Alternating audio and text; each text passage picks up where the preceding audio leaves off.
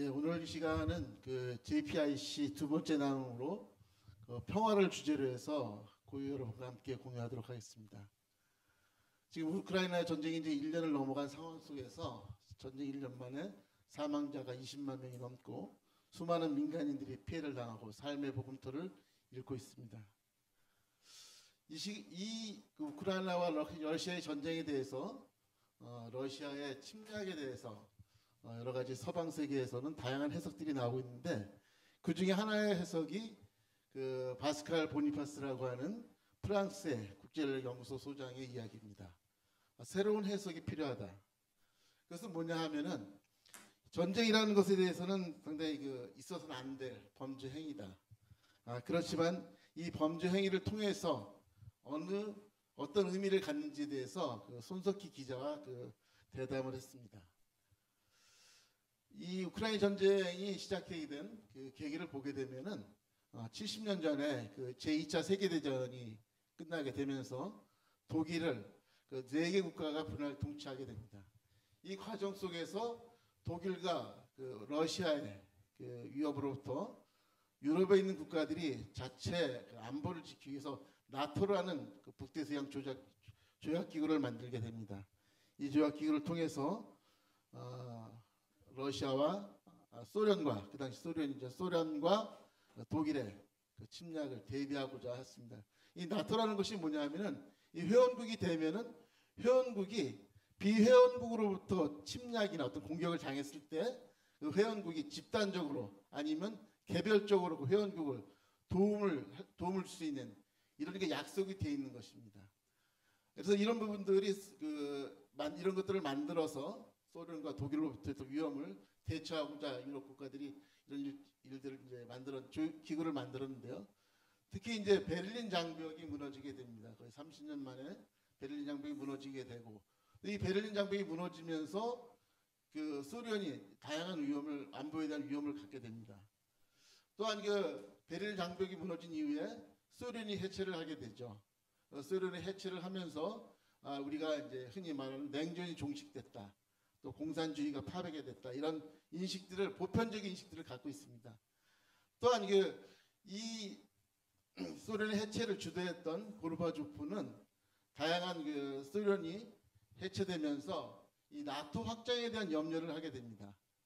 이 확장 부분에 대한 염려와 더불어서 소비에트 연방들이 다양한 국가들이 이제 독립을 하게 되죠. 그러면서 이 소비에트 연방이 해체를 하면서 미국과 서방 세계와 함께 약속을 하게 됩니다. 나토를 확장하지 않겠다라는 약속을 하게 되죠. 그러한 약속을 했지만은 그럼에도 불구하고 서방 세계에서는 계속 나토 회원국들이 증가를 하게 됩니다. 1999년서부터 폴란드라든지 이런 루마니아 이런 나라들이 나토에 가입을 확정되면서 러시아와 서방 세계 특히 미국과 했던 약속들이 무시를 당하게 됩니다. 그러면서 2007년에 이제 고르바초프가 안보부장에 대한 위험을 느끼기 시작을 합니다.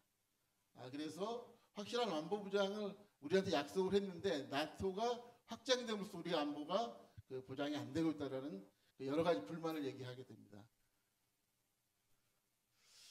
여기에 대해서 이제 서방 세계가 이제 이런 얘기들을 하게 됩니다. 소비에트 연방이 해체됨으로써 공산주의가 이제 패망했다. 이것은 결국은 이제 서방 세계, 미국을 중심으로 한 자본주의 국가가 승리한 이런 부분들을 자만심을 갖고 오만을 하게 된 부분이 아니냐라고 독일의 전 나토 관련된 담당자가 얘기를 하고 있습니다. 그렇듯이 그럼에도 불구하고 동유럽 국가들이 나토가 계속 확장이 되고 있습니다. 그래서 1998년 이전과 1999년 이후에 보라색으로 되어 있는 곳들, 소련이 저쪽 맨 오른쪽에 있습니다. 소련을 중심으로 해서 나토가들이 계속 증가를 하게 되는 것이죠. 그리고 거기에 약간 이제 그린색으로 되어 있는 곳이 지금 현재 러시아와 우크라이나가 전쟁을 벌이고 있는 우크라이나 지역입니다. 바로 소련과 인접돼 있죠. 이런 부분들에 대해서 소비에트 연방이 해체된 이후에 서방 세계, 미국을 중심으로 한 서방 세계가 본격적으로 러시아를 무시하기 시작했다는 의견들이 나오게 됩니다. 이 무시하게 된 인식들은 뭐냐면은 소련이 해체되니 러시아가 상당히 급격하게 경제적으로 어려움을 겪게 됩니다. 임금 인상이 실질 임금이 감소한다든지 물가 인상률이 3,700%나 오르게 되고 또한 그 공업이 쇠퇴되면서 지하자원이나 천연가스를 수출하는 전형적인 후진국 경제 체제를 가져가게 되는 것이죠. 그리고 또한 그 지하 경제, 마피아 경제가 성장을 하면서 거의 GDP 한 50% 정도를 이 마피아 경제가 차지하게 됩니다. 또한 국영기업을 마피아, 지하 경제가 차지하게 되죠. 이러면서 그 러시아 연방의 각종 그 국가들이 자치를 주장하게 되고 이런 과정 속에서 이제 푸틴이 등장을 하게 됩니다. 푸틴이 등장을 하면서 집권 초기에도 부채라든지 외환보유 이런 부분들이 상당히 회복을 하는 이런 상황이 오면서 푸틴이 그 영웅으로 대접을 받게 됩니다. 이런 상황 속에서 그 우크라이나의 그 제렌스키 대통령이 EU 및 나토 가입을 추진하게 됩니다. 이것을 계기로 해서 그 러시아가 이제 전쟁을 시작하게 된 겁니다.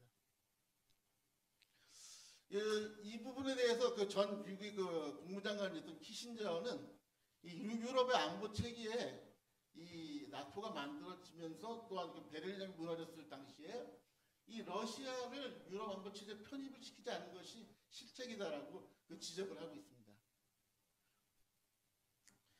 또한 이런 부분들에 대해서 또 이제 독일의 그 관련자들은 그 나토에 가입되는 것은 자발적으로 동유럽 국가들이 자발적으로 그 가입을 한 것이지 우리가 강요한 것이 아니다라는 이런 주장들을 하게 되고요. 또한 그 나토의 가입 부분에 있어서는 그 소련의 위협을 경험한 국가들이 자발적으로 가입을 한 것이다. 이런 부분들과 또한 심지어는 지금 현재 이제 북유럽 국가라든지 또한 중립국인 스웨덴이라든지 스위스까지도 나토의 가입을 요청하고 희망하고 있다는 이런 상황으로서 반론을 제기하고 있습니다. 여기에 대해서 푸틴의 주장은 나토가 우리를 그 위협하고 있다라는 부분들로 이 전쟁의 정당성을 설명하고 있습니다. 그렇지만은 많은 그 서방 국가들은 푸틴의 주장은 결국은 이 푸틴이 러시아가 예전에 소련 연방공화국 같은 그런 그 주의를 유럽 안에서 가지려고 이번 그 전쟁을 또 나토에 대한 위협을 부풀려서 얘기하는 것이다. 이런 주장들로 있습니다. 여기에 대해서 푸틴은 그렇습니다. 나와 있는 것처럼 우리 집 앞에 미사일 가져다 놓지 말라는 게 터무니없는 요구냐라는 것으로 자기의 주장을 반박하고 있습니다. 결국 그렇지만은 이 전쟁 자체는 누구를 위한 전쟁인지 또 전쟁의 승자는 누구인지 이 전쟁으로 인해서 혜택을 보고 또 피해를 보고 있는 사람들은 누구인지 이런 부분들이 우리가 이번 러시아와 우크라이나의 전쟁을 보면서 생각해야 될 부분이라고 생각을 합니다.